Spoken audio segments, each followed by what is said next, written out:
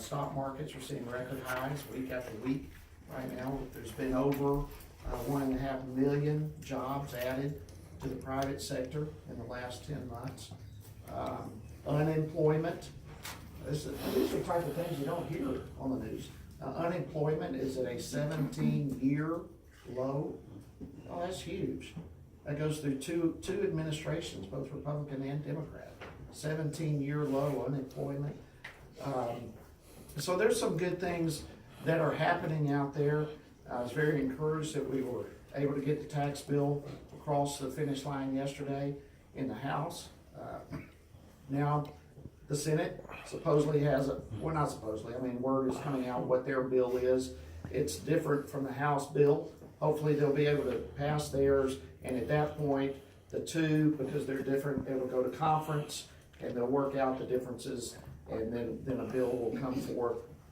And at that point, there's no amendment process.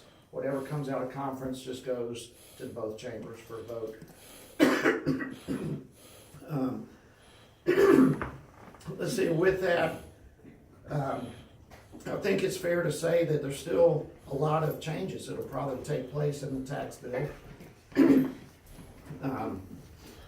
So it's still somewhat a work in progress, but the basics of the bill that passed the House, tax rates go down to basically three categories. There's a 12%, 25%, and 35%. Thank you very much. And then for those that are high income, they are still at 39.6. But to be honest with you, I'm not factoring that in. I don't know a whole lot of people in that category, but there are some. There's no doubt. But for those in very high income brackets, nothing changes for them. But everyone else, rates go down. Corporate rate goes from 35 to 20%. Small businesses go from 40 to 25. Let's see, standard deduction doubles, so 24,000 for family. Standard deductions, it's going to put more money in the pockets of pretty much everybody. I think there probably will be some exceptions. There's always some people in certain things that they may not benefit as much as I'd hope, but every category will see a decrease, and I'm hopeful that every person, certainly middle class folks, are going to see significant changes. Here's the estimates in Georgia, is that this is going to bring another 30,000 jobs to Georgia, and the average household will see an income increase or tax savings of about $2,300 after taxes. So that's what the figures are for Georgia, and I think that's a very positive step in the right direction. I really anticipate this to spur the economy much more, and I'm excited about that. There again, we're going to see what happens with the Senate bill, and then go on to conference, and whatever comes out of it, we'll have to work through all that. But when you're dealing with something like a tax bill, as you can well imagine, a tax bill is huge. Good morning. The tax bill is a big thing. There is always things that you wish were in it, and there's always some things that you wish were not in it. When you're dealing with something as massive as this, and you've got people from high tax states and people from low tax states, and you got all this stuff. So the final product that comes out is always something you personally wish there were some differences, some changes, but that's politics. You're working and negotiating and compromising and getting something, an end product that will get across the finish line. So overall, I'm pretty well pleased with this.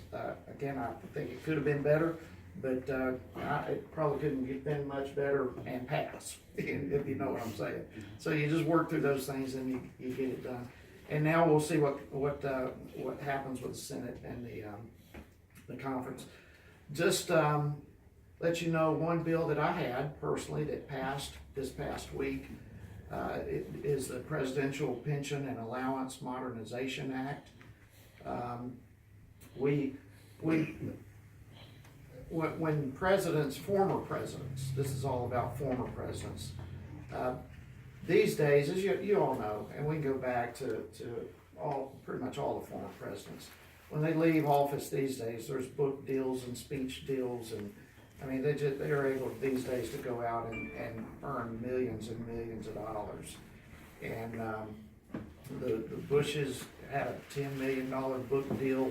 The Clintons have made tons. And so anyways, I put forth a bill that would basically take a lot of the pensions that presidents get off the backs of taxpayers. If a president goes out and has earned, former president goes out and earns more than $400,000, then everything over $400,000, it's a dollar for dollar cut on what their pension would have been had they not earned anything. So it'll save taxpayers a good bit of money over time, and it does not affect former presidents who are not going out earning money. If they want the pension, then everything, it is what it is. It is what the agreement is. But those that are going out making tons of money, taxpayers don't need to be on the hook for that. And that passed with voice vote, so I'm really encouraged with that. That bill actually passed in the 114th Congress and was vetoed by President Obama. So we were able to reintroduce it this time, and hopefully get the rubber stamp. Yeah, hopefully we'll get it signed this time. Is there something like that for Congress? Not to my knowledge. I mean, I think that's a good idea. I'm just saying across the board, let's just all be, I'm concerned about some special things that Congress votes itself that don't apply to everybody else. Okay. Let me ask you this, we have a current president who's obviously a tremendous entrepreneur. And so all the money that he earns after he retires, after he leaves office, from whatever business it is, that money would be deducted from his pension? No, the pension is taken away from that. I mean, he's not even taking a salary. He's That's not true. He said he wouldn't, but there's no proof that he's not taking it. Because we haven't even seen his income tax return. So, I mean, you know how that is. So if we don't see that, how can we determine the other? That's And right. how could you be concerned about these older guys that have retired and are trying to make a living and keep their assets up, and you're not concerned about the president who's in office violating the emoluments clauses? How are you not concerned about that? Why not? Well, I mean, nothing's been determined. I mean, he's in office, right? And he's using his office to get richer and richer and richer. Now, these older guys that have retired, the Bushes, the Clinton, and Obama, they've retired.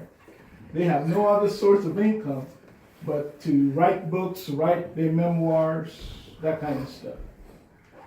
But you're going after them, and he is right now in his office cleaning up. And you wink a wink and a nod. You turn a blind eye. You know, two reasons I came here this morning. One is I'm concerned about the souls of politicians. Politicians, plural, not Republicans, not Democrats, but politicians. And I'm concerned about the lives of their constituents. That's why I'm here. Something is going on with the Republican Party that I've never seen before. This is not my grandfather's party. But I will add, I'm concerned about the souls of politicians, and I'm concerned about the lives of constituents. But you and I may totally disagree on the means of. And that's okay. Yeah. That's okay. You see, there's several roads of getting. Yeah. And you know, we stood here and we talked about, we repeated the oath to the flag. And one part of that says that we are indivisible. We should be an indivisible group, just like we're talking right now. We could have different ideas, but when it's all said and done, we're Americans. And we have to be patriotic. The decisions that we make, the choices that we make, the things that we do should benefit the nation, not private persons, not rich folk, not politicians, but the people that elected you and put you in office to serve them. When we do that, that's how we make America great again. Absolutely. Absolutely. Not our own private enterprises and agendas. And we have taken politics and divided this nation. And we can't get, that's why we can't get anything done in the Congress. Imagine, the GOP has control of Senate, Congress, and still can't get anything done. Why? Because of their Senate rules. No, it's actually because they're divided within themselves as well. You even mentioned it in the tax, you said you got the rich states and the poor states, or the highly Well, taxed They states. define rich, that's not a define Senate poor, issue. define middle class. Everybody's got their own agenda. The agenda that needs to be addressed is the American people's needs and what, you know, what their Well, I don't interest is, disagree not with their you, own but let me- personal let me- but interest. Let me give you a little understanding. I mean, I'm up there representing this district.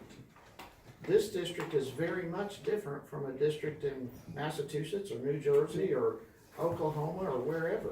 And, you know, I mean, that's part of the mess when you get in trying to deal with, it's not personal agendas. Now, I'm sure it is for some, but I mean, most people are there trying to represent their districts and fight for the things that are important for the people where they come from.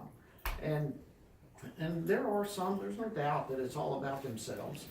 But I tell you, the majority of people are trying to represent their districts, and all the districts are different.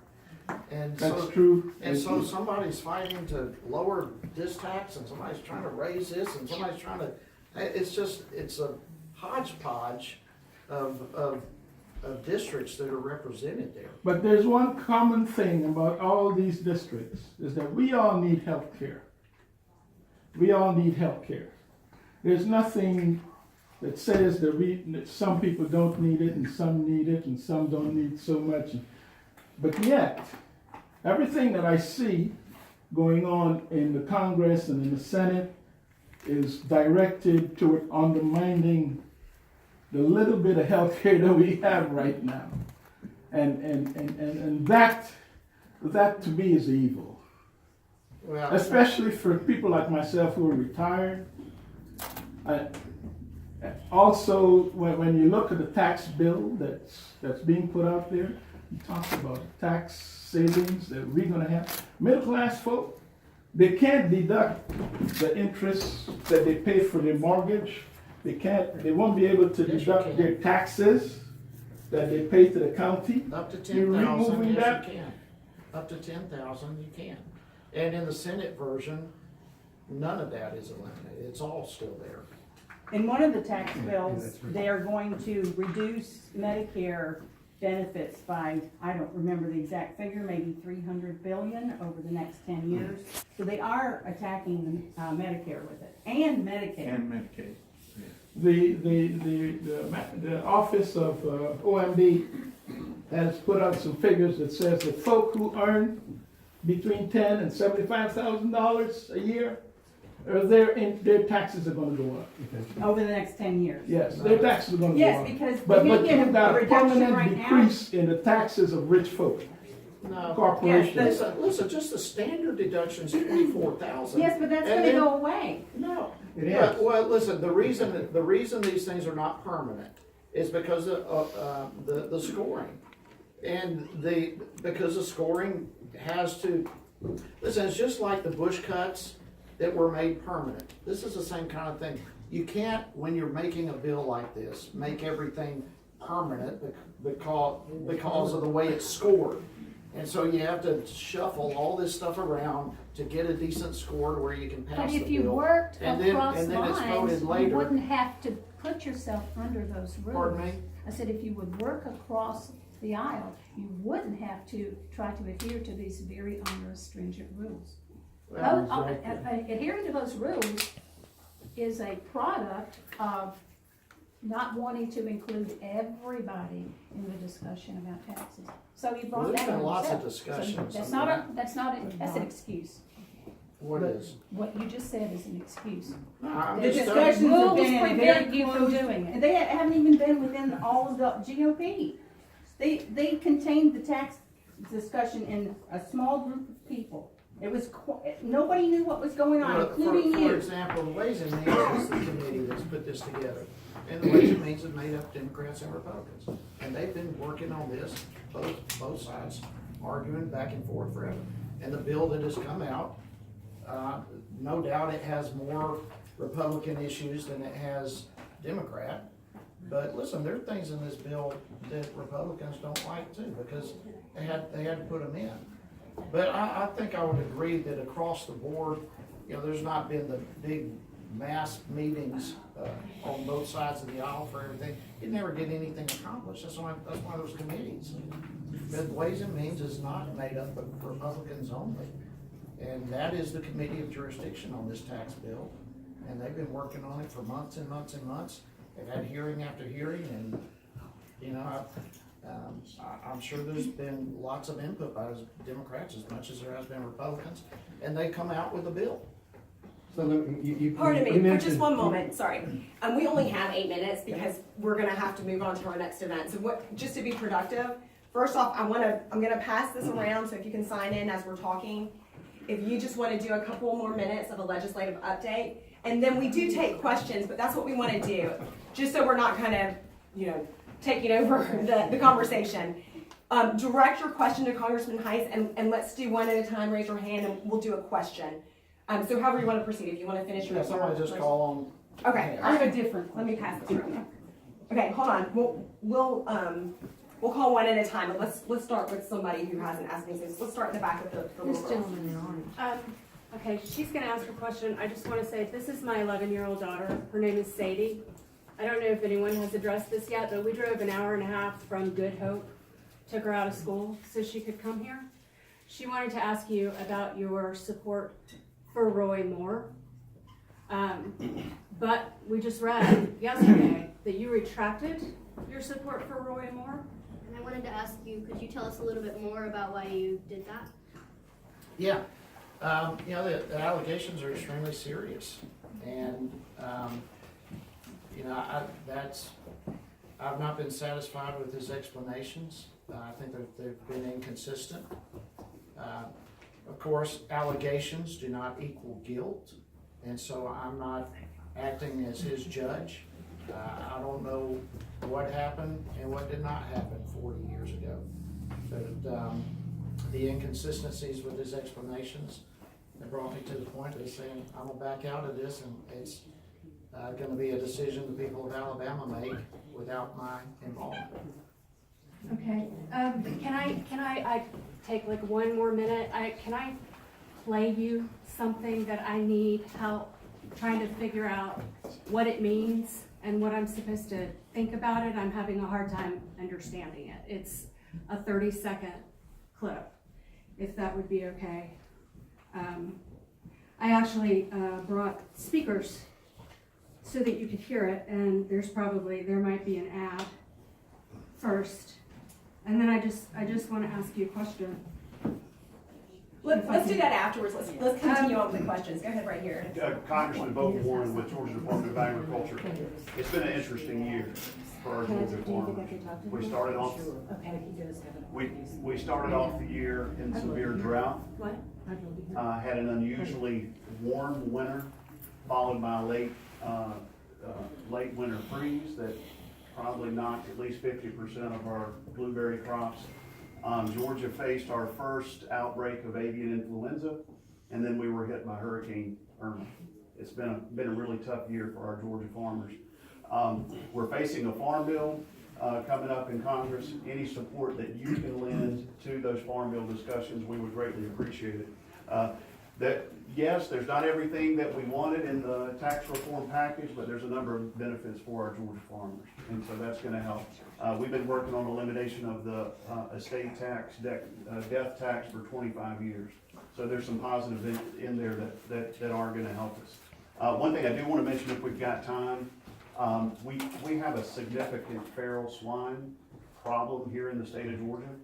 We're working to identify state resources that can help control the population. We're working with members in Congress to identify resources. A lot of folks may not think about it, but this is a significant farm-related issue, but it's also a significant environment-related issue. So as you're about in Washington, if you can identify a resource, not to ask for more funding, but if you can identify resources, areas of research that we can use to help our Georgia farmers, we really appreciate it. Okay. Thank you. And I know y'all been very much involved, and Farm Bureau has been very much involved in trying to help with the Farm Bill.